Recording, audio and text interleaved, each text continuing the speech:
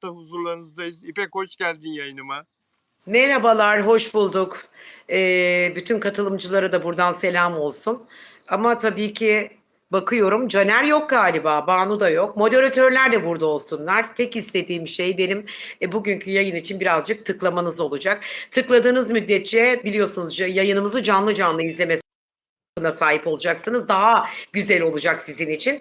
Lütfen biraz paylaşırsak, biraz da yayını tıklarsak size şimdiden teşekkür ediyorum. Evet, bize de iyi yayınlar diliyorum. Yavaş yavaş katılımlar olsun. Dinliyorum Bilal abicim, buyurun. Evet, iyi yayınlar. Hepimize iyi yayınlar. Arkadaşlar yayına gelsinler. YouTube bildirim yolladı. Bilal Özcan canlı yayın başladı diye ve yavaş yavaş katılmaya başlıyor arkadaşlar. Magazin dünyasında yaşanan ilginç olayları konuşacağız arkadaşlar. Her gün olduğu gibi ve bugün yine çarpıcı konularımız var. Hepsini sizlerle paylaşacağız ve sizlerin de yorumunuz, geri dönüşleriniz bizim için çok önemli. Lütfen beğen yapın ve bizi abone olarak izleyin arkadaşlar. Çok değerli bu yapacaklarınız. Bir de YouTube videosunun altına da yorum yaparsanız yine bizim için güzel bir etkinlik gerçekleştirmiş olursunuz. Neler var? Bugün Fatih Ürek'in ablalarından birisi Fatih Ürek'ten kalan mallarla ilgili parayla ve gayrimenkullerle ilgili ve menkullerle ilgili gazetecilere bir konuşma yaptı. O konuya değineceğiz. Onun dışında Hande Yener'le ilgili ilginç bir gelişme var. Hande Yener'in bir şikayeti var. Onu konuşacağız. Afra Saraçoğlu'nun reklam kampanyası başladı. Reklam kampanyası onu konuşacağız. Mert Ramazan Demir'den konuşacağız. Tuğba Büyüküstün'le ilgili bir haberimiz var ve Fahriye Evcen'le ilgili bir gelişme var. Ferdi Tayfur'un kızı boşanma kararı aldı. Onu konuşacağız.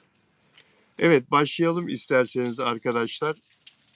Tuğba Büyüküstün Leyli'yi havada gördü. Reklam filminde görüyorsunuz Tuğba Büyüküstün'ü. İşte New York'tan Güney Afrika'ya uçuyor. Güney Afrika'dan Tokyo'ya uçuyor. Bir banka reklamında. Şimdi de gerçek hayatta Vietnam'a uçuyor. Orada gerçekleşecek olan bir film festivaline katılacak. Neyle katılacak? Sultana sinema filminde oynamıştı Tuğba Büyüküstün. Seray Kaya, Derya Pınar Ak, Begüm Akkaya, Itır Esen diğer oyunculardı.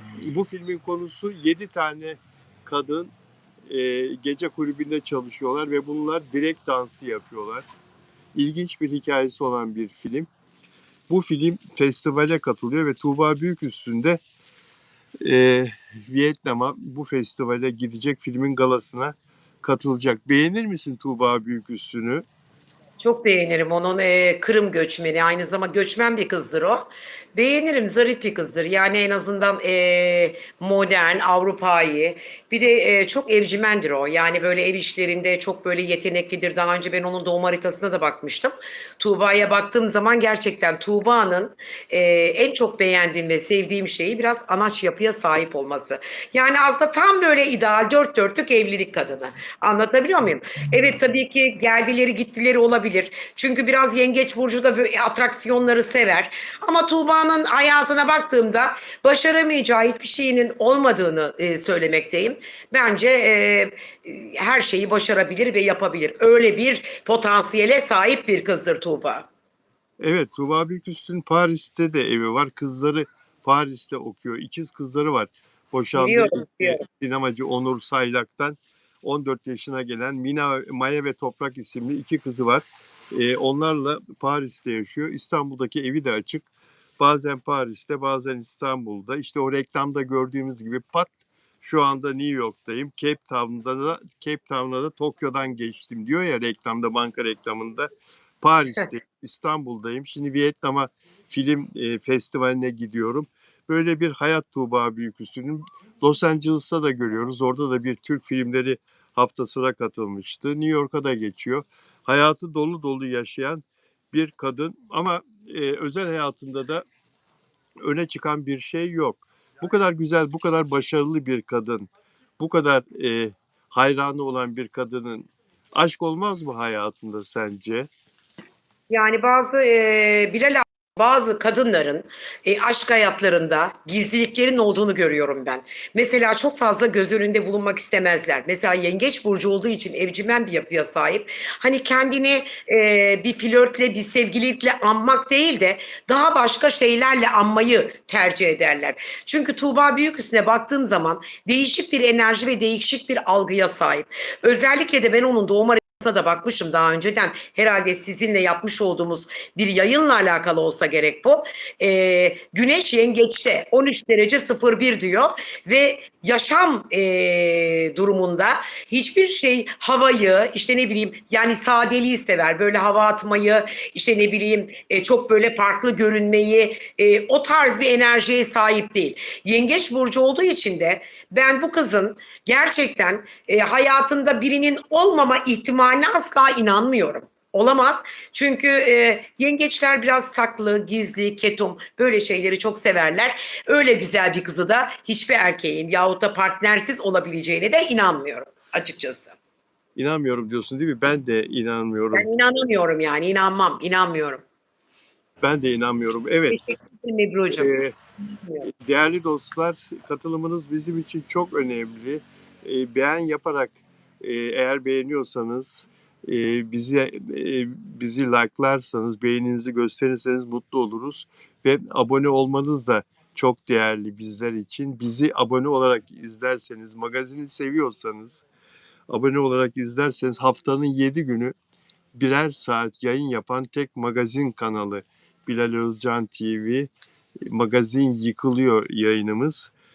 Bizlere çok şey katarsınız abone olursanız. Bunu da hemen söyleyeyim. Peki Fatih Ürek'in mirasını konuşacağız. Servetini saydı bugün ablası. O konuyu konuşacağız. Allah rahmet eylesin. Nur içinde yatsın. Cennet mekan olsun. Bunu da söyleyelim. Bugün milli takım bizi evet biraz buruk bir şekilde sevindirdi. İzleyebildi mi? Sabah 5'teydi maç.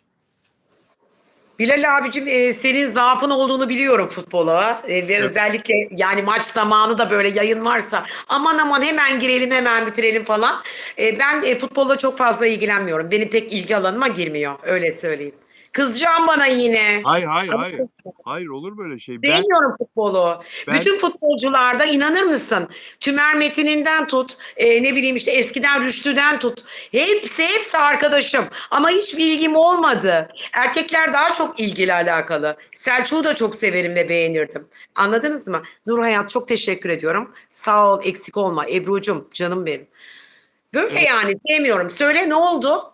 evet ben çok sevdiğim halde milli takıma kızdığım için ilk iki maçta mağlup olup Dünya Kupası'ndan elendikleri için bu son maçlarını sabah saat 5'te kalkıp seyretmedim. Ama yani maçtan sonra takip ettim. 3-2 yendik Amerika'yı. Büyük bir mutluluk oldu tabii çok yani sevinç oldu. Çünkü Amerika ev sahibi takım ve çok iddialı, çok güçlü bu turnuvada. Fakat dediğim gibi buruk bir mutluluk. Çünkü turnuvaya veda ettik. İlk iki maçta yeterli puanı alamadığımız için, sıfır çektiğimiz için ülkemize dönüyor futbolcular. Bugün maçtan sonra artık havalimanına giderler ya da otele gider toplanır. Yani daha bir ay var turnuvanın bitmesine. Biz Dünya Kupası'na afat ezleyin diyoruz, veda ediyoruz. Şimdi bu Amerika maçında tribünlerde Türkiye milli maçını izleyen ilginç e, kişiler vardı. Hollywood starları vardı. Brad Pitt izledi. Edward Norton izledi. Leonardo DiCaprio izledi. Paris Hilton başlama vuruşunu yaptı.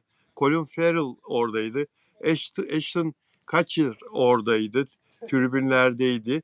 Hepsi Amerika'nın zaferi için oradaydı. Amerika yenecek duygusuyla oradaydı. Dünya starları ama Türkiye yendi ve Arda Güler harika oynadı. Maçın adamı seçildi ve Arda Güler yaptığı konuşmayla da daha önceki iki maçtaki başarısızlığın kendilerine ait olduğunu söyledi. Dürüstçe çıktı çocuk. İyi oynamadık o iki maçta ve kaybettik dedi.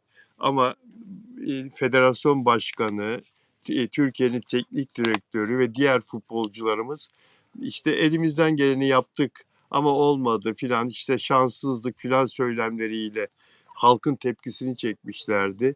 Yani kendilerinin başarısızlığını kabul etmemişlerdi. Ama Arda Güler, o 19-20 yaşındaki çocuk, herkese dürüstlük dersi verdi konuşmasıyla. Helal olsun. Bu maçın da yıldızı oldu Arda Güler. Bir de gol attı. Buraya kadarmış. Şanssızlık milli takımın başarısızlığı. Şanssız da diyebiliriz ama işte olmadı, yapamadık. Dünya Kupası'na veda ettik. Tatsız. Tatsız. Döndük annemizin ligine. Bir ay sonra, Ağustos'ta, 1,5 ay sonra Süper Lig başlayacak. Yine biz burada birbirimizi yiyeceğiz. Peki, rahmetli Ferdi Tayfur ölmeden önce kızına ve damadına sizleri evlatlıktan çıkarıyorum, sizleri istemiyorum filan benzeri sözler söylemişti. Damadı da ona gider yapmıştı. Herkesin babası oldun, bir benim babam olamadın filan diye böyle rahmetliye böyle çirkin çirkin konuşmuştu. Ferdi Tayfur haklı çıktı. Bu adamın doğru bir adam olmadığını, yanlış bir insan olduğunu, damat olarak da kabul etmediğini söylemişti. Şimdi kızı babasının dediğine geldi ki boşanacağını açıkladı kocasından, iki çocuğunun babasından boşanacağını açıkladı. Geçtiğimiz aylarda zaten evleri ayırmışlardı. İki kızımın en az zararla bu süreci atlatmasını istiyorum. Herkesten bunun için anlayış bekliyorum. Muhammed Aydın'la olan evliliğimi bitirme kararı aldım. Her iki taraf için de hayırlısı olsun diliyorum dedi Tuğçe Tayfur. Bilal abicim altyazı var, özellikle kapatıyorum, şu an Onur Akay yazıyor. Kadir İnanır'ı kaybetmişiz Bilal abicim. Şu an gördüm, doğruladım haberi diyor. Başımız sağ olsun, konuşuruz Başımız burada. sağ olsun. Yayını kapatmana gerek yok. Başımız sağ olsun. Onurcuğum teşekkür ederiz, sağ olasın. Başımız sağ olsun. Onur Akay teşekkür ederiz. Allah rahmet eylesin. Kadir İnanır'ın durumu iyi değildi. Önceki gün bir video paylaşmıştım Instagram'da. Burada da konuşmuştuk. Kadir İnanır 77 yaşında. Hayata veda etti. Tedaviye vücudu cevap vermiyordu. Bir aydan fazla süredir yoğun bakımda kendisi uyutuluyordu ve makineye bağlı olarak solunum yapıyordu. Ne yazık ki entübe edilmesine rağmen ciğerleri düzelmedi ve yine yoğun bakımdan çıkamadı. Şimdi Onur Akay'ın uyarısıyla haberi öğrendik ve şu anda her yerde Kadir İnanır'ı kaybettiğimiz haberi karşıma çıkıyor baktığım zaman. Zatürreye bağlı olarak gelişen ve akciğerin alt bölgesinde tespit edilen bir tümör nedeniyle tıbbi müdahaleye cevap veremediği söyleniyor. Acı çekmemesi için tedavi sürecinin daha kontrollü yürütülmesi amacıyla entübe edilmesine karar verildiğinden, ancak tedaviye cevap veremediğini ve bugün biraz önce de hayatını kaybettiği. Sever miydin Kadir İnanır'ı? Bilal abicim özür diliyorum. Öncelikle şöyle bir yapmak istiyorum. Bundan 2 gün önce de Kadir İnanır biliyorsun ablasını kaybetti. Soner Arıcan'ın ablası oydu. Bu kadar bir aile içerisinde daha küçücük bir zaman dilimi, bir hafta bile geçmemişken 2 tane bir aile içerisinde ölümü inanılmaz derecede üzüntüyle ifade etmek istiyorum. Başı sağ olsun Soner'in ve aynı zamanda Levent İnanır'ın, aileye buradan başsağlığı diliyorum. Allah gerçekten sabır versin sizlere, öyle söyleyeyim. Ama kötü bir enerji. Düşünebiliyor musunuz? Kendisi yoğun bakımda ve entübe edilmişken ablasının belki de ölüm haberini o an alamadı. Çünkü entübe edilmişti. Çok üzüntülüyüm. Tabii ki çok severim. Çok iyi bir aktör. Çok yakışıklı, çok başarılı. Daha bir Kadir İnanır daha gelmez. Hani bu bahsediyoruz ya bu dizilerden oradan buradan söz ediyoruz. Oynayanlardan, yeni aktörlerden yahut da yeni oyunculardan hiçbirisi bir Kadir İnanır olamaz. Çok üzüntülüyüm. Başımız sağ olsun. Başımız sağ olsun. Ablası Altun Arıca, Soner Arıca'nın ve Levent İnanır'ın annesiydi. 95 yaşında önceki gün hayatını kaybetmişti ve Levent İnanır entübe edilmeden önce Kadir İnanır'ı ziyaret ettiğinde hastanede ablasının sağlık durumunu sormuştu Levent İnanır'a Kadir İnanır. E, Ablama iyi bakın demişti.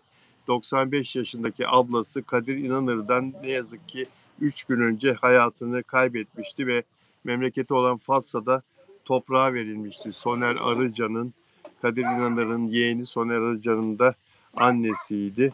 Şimdi zaman zaman ünlülerle ilgili böyle palavra haberler çıkar ya, öldü hayatını kaybetti filan diye. Acaba öyle bir haber mi? Gerçi Onur Akay çok zekidir. Çek etmeden bize asla söylemez ama yine de içime bir şüphe düştü ve hızla taradım. Maalesef haber gerçek. Bizi yurt dışından izleyen dostlar için de söylüyorum. Türkiye'nin en ünlü, en olgun, en ünlü oyuncusunu, erkek oyuncusunu kaybetti. Sinema oyuncusunu kaybetti. Yeşilçam'ın kralını kaybetti Türkiye. Türkiye en önemli erkek oyuncusunu kaybetti. Yaşayan efsaneyi kaybetti arkadaşlar. Kadir İnanır hayata gözlerini yumdu. Bugün Mert Ramazan Demir'i övüyoruz, methediyoruz. Çağatay Ulusoy'u, Kıvanç Tatlıtuğ'u övüyoruz, methediyoruz ya. Onların varacağı yerde en fazla Kadir İnanır'ın ne bileyim ben, Kadir İnanır kadar başarılı olabilirler mi? Çok zannetmiyorum. Kadir İnanır çok bambaşka bir oyuncuydu, bir aktördü. Her türlü rolü çok başarıyla oynadı. Yani karda çile çeken orman işçisini de oynadı, maden işçisini de oynadı. Dağlardaki setler kurulurdu, dağlarda yatardı. Köylerde aylarca yatardı, tarlalarda o Çukurova'nın güneşinin altında 50 derece sıcakta set kurulurdu, orada filmler çekerdi. Çileyi çekerek, bugünkü modern teknoloji yoktu. Onların zirvede olduğu zamanlar, bundan 40 sene evvelinden bahsediyorum. Çok değerli bir oyuncuydu. İpek, Şimdi Instagram'dan bir mesaj geldi bana. evet, İpek Hanım siz bunu 10 gün önce söylemiştiniz zaten. Kadir İnanır'la ilgili yorum yaptığınızda ağzınızı bükmüştünüz dedi. Ee, Yani bazı şeyleri söylüyorum aslında söylememem de gerektiğine inanıyorum. Çünkü o zaman kurtuluşunun çok zor olacağına inandım. Çünkü zatürreydi ve ciğerleriyle ilgili sıkıntısı vardı. Malum olmuş demek ki bana ama keşke ölmeseydi. Gerçekten çok severdim biliyor musun? Keşke ölmeseydi. çok yakışıklı, çok karakterli, çok Jön, jön, iyi huylu, jön bir insandı, jöndü, jön. evet. Ciddi sağlık problemleri vardı. Hayatının son 10 senesinde ciddi sağlık problemleriyle uğraştı. Beynine pıhtı attı. Üstesinden geldi. 2 kere benim bildiğim beyin ameliyatı geçirdi. Hepsini yendi. Yürüme zorluğu çekti. Aylarca hastane yatağında yattığı için yürüme zorluğu çekti. Fizyoterapi gördü. Tekrar ayağa kalktı, yürüdü. Hatta geçen kış hatırlarsın İpek, arkadaşlarıyla buluştu. Onun için yemek verdiler. Oturdu masaya, arkadaşlarıyla yemek yedi. Şarkılar söylediler hep beraber. Ee, iyileşecek ve artık önüne bakacak. Yani yeni bir mutlu bir hayat sürecek, sağlıklı bir hayat sürecek derken bu zatüre çıktı karşısına. Ne yazık ki. Ve hayat arkadaşı Jülide Kural gizli bir tümörün, bu akciğerindeki zatürrenin altında yatan gizli tümörün ortaya çıkmasından sonra toparlayamadığını söylüyor sağlık durumunu. Hastanenin bütün çabasına rağmen acı çekmemesi ve kontrollü bir tedavi süreci üretebilmek için zorunlu olarak entübe edildi ve uyutuldu diyor. Yaklaşık 35 gündür uyutuluyordu. Kadir İnanır'ın doktoru Profesör Doktor Reha Baran, usta oyuncunun tedavi sürecinin daha yakından ve titizlikle yürütülmesi amacıyla yoğun bakımda klinik takibe alındığını bildirmişti ve kendisine her türlü tedavi büyük bir ciddiyetle yapılıyordu ama arkadaşlar maalesef Kadir İnanır'ın maalesef ömrü bu kadarmış. Çok acı bunu söylemek ama çok değerli bir sinema insanını 200 civarında başrolde oynayan, sinema filmi çeken ve 25 civarında da diziye imza atan Kadir İnanır'ı kaybettik.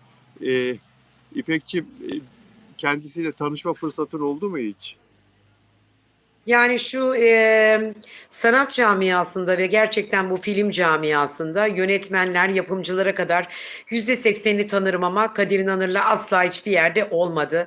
Ama tabii ki annemlerin jenerasyonu olduğu için, hatta onlar da annemin jenerasyonundan da bir jenerasyon alt, o bana çok anlatırdı. Ben çok fazla Türk filmi falan da seyretmezdim, açık konuşmak gerekirse. Ama onu Nişantaşı'nda bir gün gördüm. Yanına gitmek istedim, çekindim, utandım ki özgüveni çok yüksek bir kadınımdır. Bülent Hanım'la bile tanışırken uçakta kendim gittim yanına. Yani ama Kadir İnanır'da o konuda başarılı olamadım. Sadece eskiden sanıyorum bir modacı vardı, Canan Yaka diye, hatırlar mısın? Hatırlamaz mıyım? Heh. Canan Hatırlamaz mıyım? Yaka'dan dolayı bilirdim. Ee, Ona söylemiştim bir gün, Canan Hanım'a, ya çok tanışmak istiyorum falan diye. Öyle de kaldı. Kısmet değilmiş, nasibimde yokmuş ama hiç önemli değil. Ne olursa olsun ben ona dua edeceğim. Ee, Gerçekten mekanı cennet olsun. Allah taksiratlarını affetsin. Çok üzücü, çok değerli bir artist, çok değerli bir yani nasıl anlatayım Bilal abi, çok üzgünüm. Şu an Onur onu yazarken dahi bir anda kendimi alamadım. Ağlayacaktım, biraz zor tuttum kendimi. Duygusalımdır yani, yazık. Ama ben zaten hissetmiştim. Geçen haftaki yorumlarda da söylemiştim. Mesela siz bana sormuştunuz, ne düşünüyorsun Kadir İnanır'la alakalı? Pek iyi olumlu şeylerin olmayacağını, sağlık sıkıntısını biraz yaşayacağını, hatta 15 gün önceki yayınımızda da önemli bir kişiliğin yok olacağını, öleceğini söylemiştim. Bu hafta da ne söylesem oldu. Mesela geçen günkü yayınlarda da yeraltı hareketlerinden bahsettim. Dün 100 bin ölü, deprem oldu. Yani buna şey, artık yorum yapmak istemiyorum artık. Bu hakikaten yapmak istemiyorum. Canan Afra Yaka ile ilgili de yapmayacağım artık yorum. Ne desem oluyor çünkü. Çıkıyor bu dönemde Allah gerçekten. Allah taksiratını affetsin. Amin, amin. Dualarım Canan onunla. Yaka Amin. çok uzun bir süre beraber yaşamıştı. Modacı Canan Yaka ile. Bu Jülide Kural'dan önceki sevgilisiydi. Onunla 10 yıla, yaklaşık 10 yılı bulan bir birlikteliği, hayatı olmuştu. Bazen haksızlığa kafa tutan Anadolu insanı, bazen sıradan bir kamyon şoförü, bazen ise hayatını notalardan kazanan bestekar. Sayısız rolle izleyici karşısına çıkan ve canlandırdığı her karakterin hakkını sonuna kadar verip ödülleri kucaklayan usta bir aktör. Yani Kadir İnanır'ı anlatmaya aslında kelimeler, cümleler yetmez. Kadir İnanır 19-20 yaşında sinemaya e, adım attı. Ses dergisinin yarışmasıyla o yarışmaya katıldı ve ilk sinema filmi 7 adım sonra, ilk sinema filmi ve e, senaryosunu Bülent Oran'ın yazdığı Sevemedim Kara Gözlüm filmi, Atıf Yılmaz'ın yönettiği Sinemaların Kapıları Kırıldı. O filmde Türkan Şoray'la beraber oynadığı o filmde sinemaların kapıları kırıldı. İnsanlar sinema salonlarına her seans hücum ettiler. Kadir İnanır filmlerini, mesela çok sevilen filmlerinden biri Bodrum Hakimi, Türkan Şoray'la oynadı. 1976 yapımı. Selvi Boylum Al Yazmalım. Bir kült, unutulmaz bir senaryo ve sinema filmi. Kamyoncu İlyas'ı oynamıştı. Yeşilçam'ın unutulmazlarındandı. Ve Tomruk filminin çekimlerinde Dalaman Çayı'nda o tomrukların arasında, yani dublör falan yok, deli gibi akan çayın içinde tomrukların arasında çekilen sahnelerde oynuyor. Tomruk kafasına bir gelse gitti. Bir yandan onları kolluyor, korunuyor onlardan. Bir yandan rolünü yapıyor. Yönetmene, kameraya bir yandan rol veriyor. Yılanların Öcü filmi, Kadir İnanır Karabayram karakteriyle izleyicinin karşısına çıktı 1985 yılı. Tatar Ramazan 1992. Tatar Ramazan çok büyük filmlerde oynadı. Katırcılar filmi 1987. Kadir İnanır çok önemli bir oyuncuydu. Kıbrıs'a bir sefer beraber gitmiştik. Kıbrıs'ta oturuyoruz bir kafede. O ben Atıf Yılmaz. Garson geldi. Size ne ikram edebilirim dedi. Ne istersiniz, ne arzu edersiniz dedi. Ondan sonra Kadir İnanır dedi ki hellim peyniri var mı? Hellim peyniri olmaz mı Evet. Kadir abi? Hellim peynir olmaz mı Kadir abi dediler. Kızartın o zaman dedi ama çok fazla kızarmasın. Kızartın getirin dedi. Yanında da dedik bir tek rakı isterim dedi. Hellim peynirini çok sevdiğini söyledi, kızartmasını. İştahla yemişti, hiç unutmuyorum hellim peyniri. Nur Ee, içinde yatsın. Nur nur içinde içinde yatsın. nur içinde yatsın. Kadir İnanır'ı kaybettik dostlar maalesef. Türk sinemasının en büyük yaşayan en büyük oyuncusu Kadir İnanır'ı Efsane kaybettik. bir isim. Efsane isim Kadir İnanır hayata veda etti. Onunla ilgili tek bir şeyi merak ettim. Bu kadar jön, bu kadar yakışıklı, başarılı bir aktör. Çok fazla aşk hayatı oldu mu? O kadar merak ettim ki. Sadece gerçekten Canan Yaka'yı biliyordum. Bir de Didem Taslan'la aşk yaşadığını biliyordum. Doğru mu bu? Öyle Doğru, biliyordum aklımda kaldığı kadarıyla. Ama doğru. ne oldu? Çok fazla bir böyle işte ben aktörüm, yakışıklıyım, işte playboyum falan derken yaşadığı bir şeyler oldu mu? Bunu merak ettim açıkçası. Yani 1999'dan günümüze 27 yıldır Jülide Kural'la birlikte. Daha Helal olsun. öncesinde de senin söylediğin isimler oldu kamuoyuna yansıyanlar. Mesela Ama çok değil farkındayım. Türkan Böyle bir Şoray'la jönün çok fazla böyle çalkantılı bir hayatının olması gerekirken açıkçası olmamış. Çok güzel. Türkan Şoray'la mesela çok konuşuldu ama olmadı. Türkan Şoray'la O adam gibi adammış yani. Yoksa ben şu an saymakla olmadı. bitiremezdim bunları. Merak Ta- ettiğim için sordum size. Tabii tabii.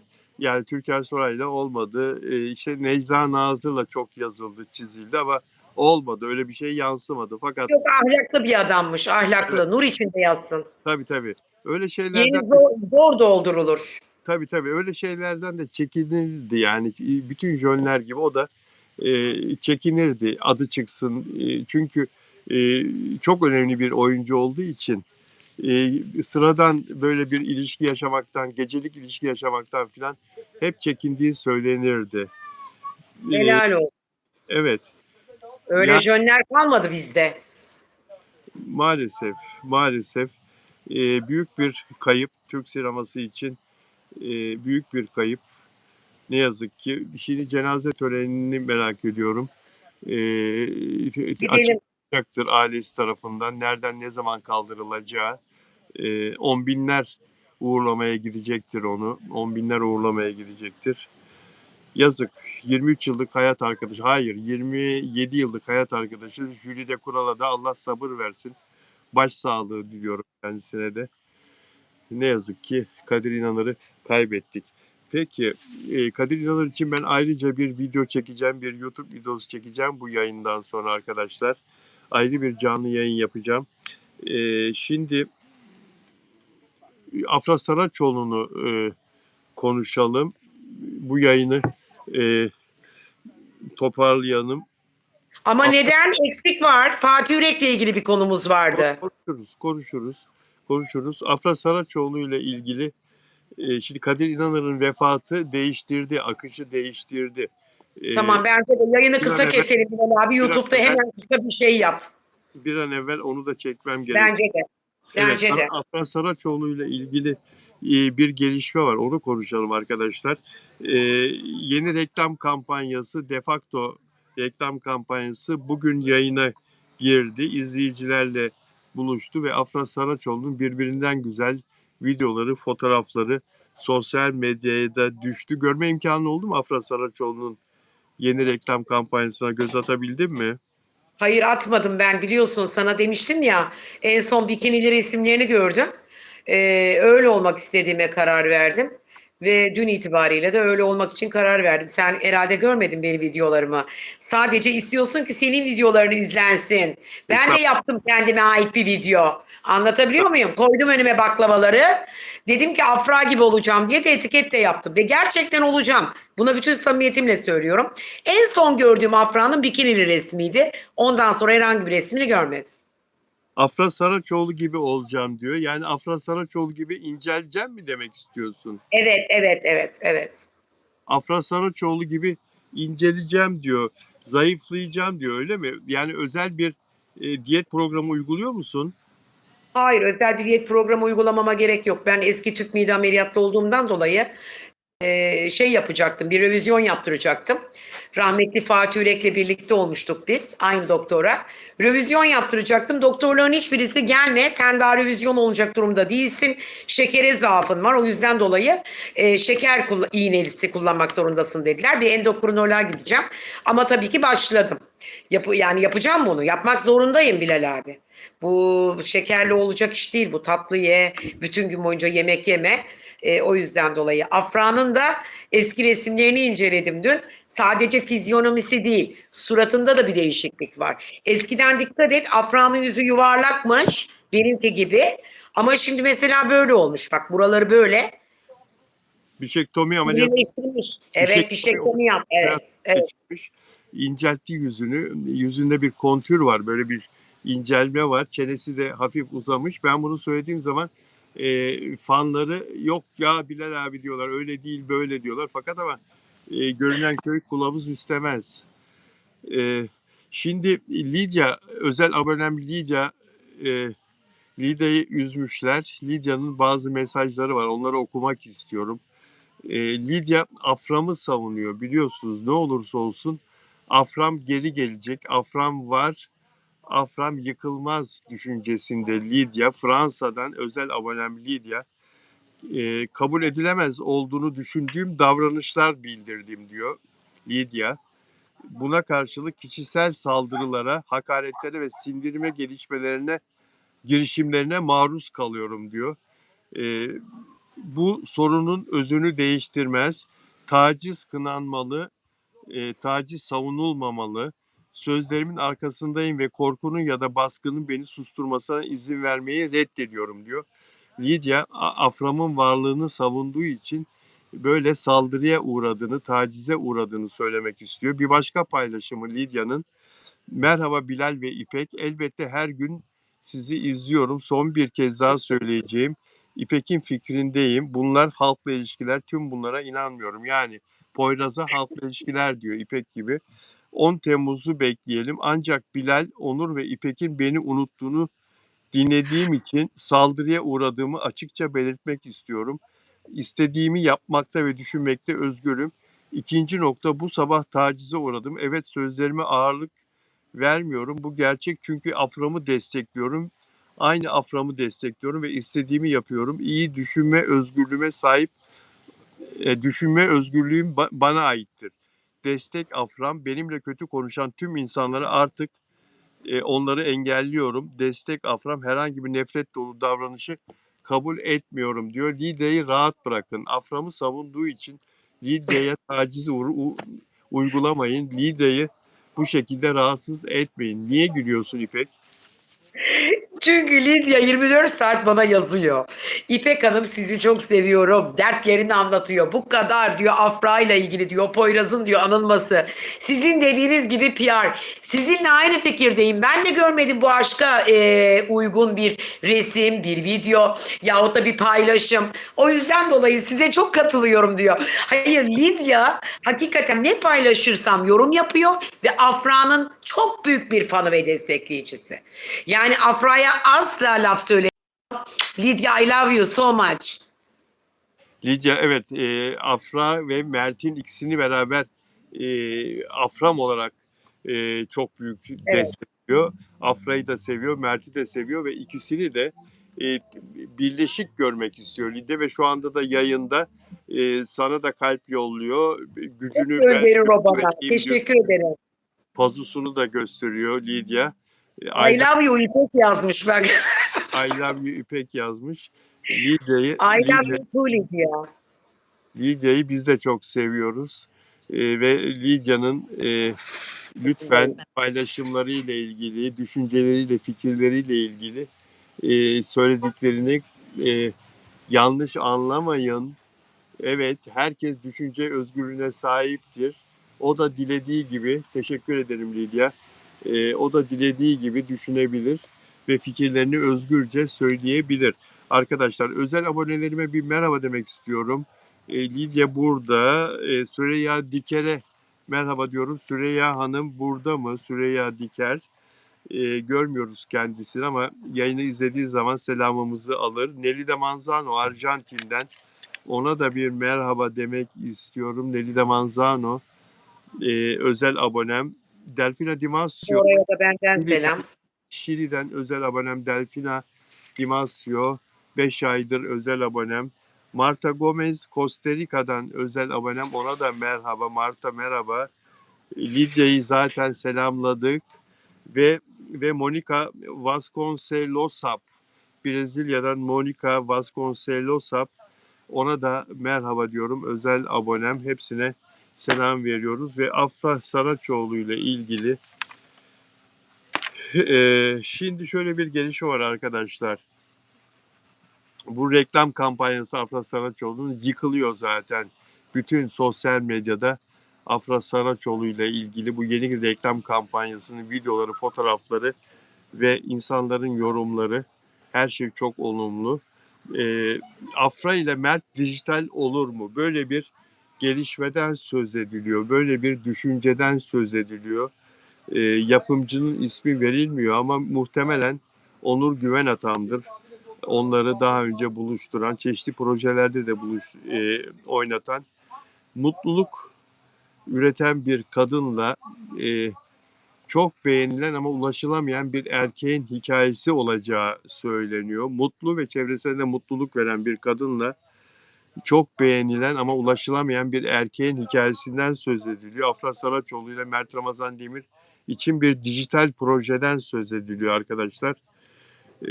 Dijitalde oynarlarsa, bir araya gelip oynarlarsa neler olur İpek? Böyle bir şey mümkün olabilir mi her şeyden evvel?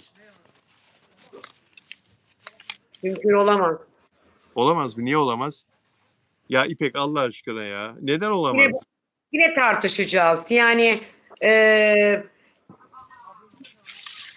dijital platformlarda mı Afra'nın görülmesi gerekecek? Yani Dijital, şeyle, Poyraz'la dijitale birlikte. dizi, dijitale dizi. Afra ile Mert. Yok Dijital ya Bilal dizi. abi ben artık o konudan yani ben ne Poyraz'ın onunla birlikteliğine inanıyorum ne de bu saatten sonra Mert'le bir dijitali filme çevirme ya da bir şeyler dizi. bir atraksiyon olacağını hiç ümidim yok yani o konuda. Anlatabiliyor muyum? İkisi de ayrı yollarda. Ben gerçekçiyimdir biraz. İkisi de ayrı yollarda, ayrı yerlerde muvaffak olacaklar. Ben ikisini bir arada aynı şeyde görmüyorum. Yani aynı sektör içerisinde aynı paylaşımlarda görmüyorum. Çünkü o bir kere olur. İnsana Allah bir şans verir. O bir şansı Yalı Çapkını'nda bir araya gelerek verdi. Büyük aşk yaşandı. O aşk bitmedi. İnanmıyorum. Ama Poyraz'la birlikte olduğuna da ona da inanmıyorum ben. Yani bu bir bana mesela Lidya yazıyor. Ben Lidya'ya çok hak veriyorum ve inanıyorum. Kesinlikle aralarında bir aşk, bir duygusal bağın olduğuna da asla inanmıyorum.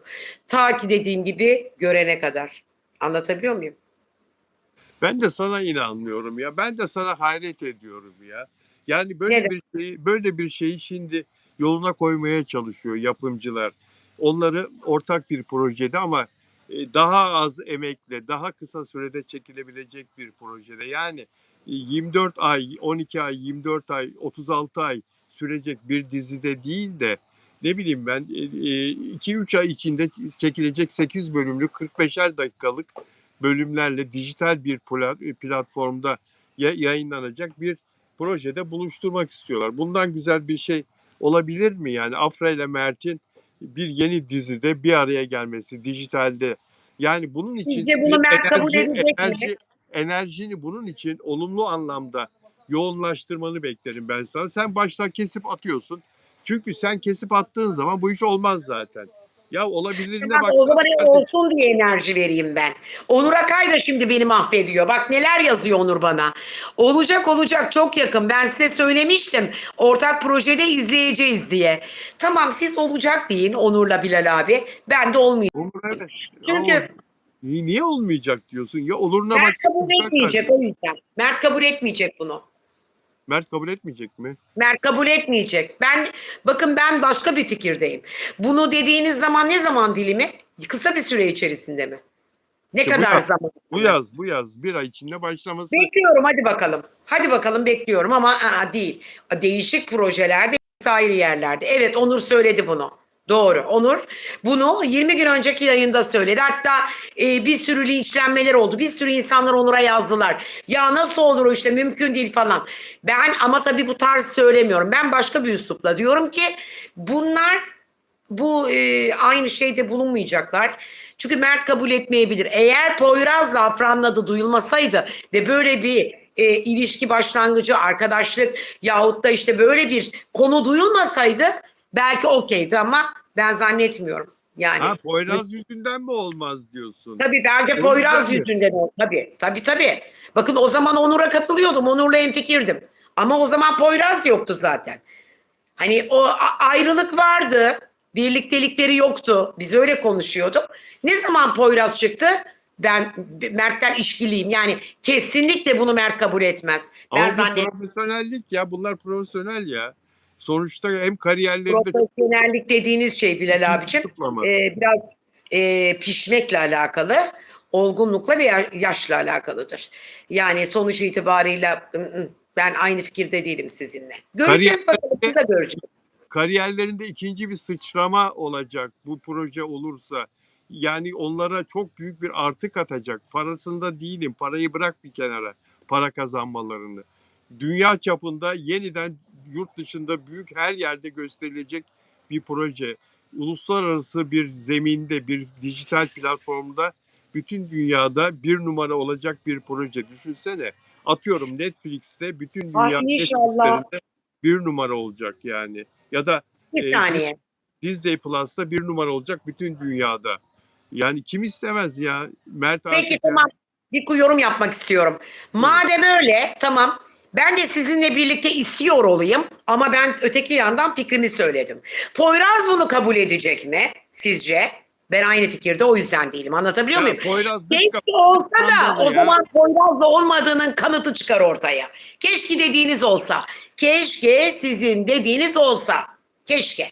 O Ama zaman Poyraz'la olmadığının kanıtı çıkar. sen demiyor muydun Poyraz dış kapının dış mandalı diye? Kim diyor? Evet, doğru. Onur mu Evet, diyordu? Onur mu evet. diyordu? Sen mi diyordun? Onur Yani diyordu. Ben de Onur'la hemfikirdim. evet, yani öyle olduktan sonra Poyraz'ın ne önemi kalır size göre, yani Poyraz size göre. Ben sizden daha çok Poyraz'ın sevgili olduğunu söylüyordum. Şimdi Poyraz'ı engel olarak koyma bu işin içine. Bir de profesyonellikte sevgili ne derse desin ya. Ne Yani olacak? Yapımcının mı sözü geçerli demek istedin? hayır, iki oyuncunun sözü geçer ya. Oynamak istedikten sonra yani Bak istedikleri ne gibi. diyorum. Eğer böyle bir olay olursa ve yaşanırsa ve gerçekten böyle bir durum söz konusuysa, o zaman Poyraz'la birlikte olmadığının kanıtıdır. Hiçbir hayatındaki bir erkek eski bir flörtüyle bir diziymiş, bir platformmuş, ortak bir noktada hiçbir şey kabul etmez. Bu kadar basit. İşte o zaman kanıtıdır. İnşallah olsun o zaman. İnşallah olsun. Ben onların kariyer açısından böyle bir projenin İnşallah olsun. gerçekleşmesi çok Poyraz Afra'ya karışamaz diyor. Afra'yı oyuncu olarak kabul etmiş.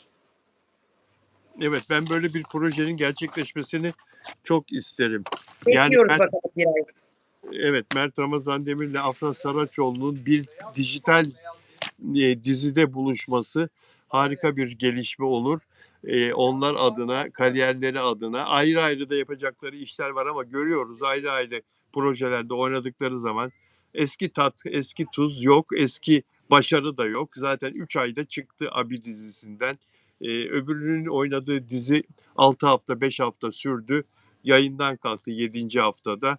Yani işte ayrıldıktan sonra ne yaptılarsa eski tat yok arkadaşlar. Metruk Adam filmi tamam, çok büyük bir başarı elde etti. Mert Ramazan Demir'e açtı insanlar. Ama Metruk Adam filmi başarılı olduğu halde asla Afra Saraçoğlu'yla oynadığı Yalı Çapkını dizisinin yanından geçemez. Bıraktığı tad olarak, seyirciye bıraktığı keyif olarak asla. Evet, sizinle hemfikirim bu konuda. Asla. Yani onun için senden ricam, sen enerji konusunda bu işin uzmanısın. Lütfen bu işin oluruna bak.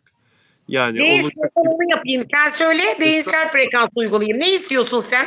Bu Yani platformda dijital platformdan taşınsın mı istiyorsun? Olsun mu diyorsun yani? başarılı olsunlar, bir araya gelsinler, olsunlar. Nasıl olacağını bilmiyorum artık yani.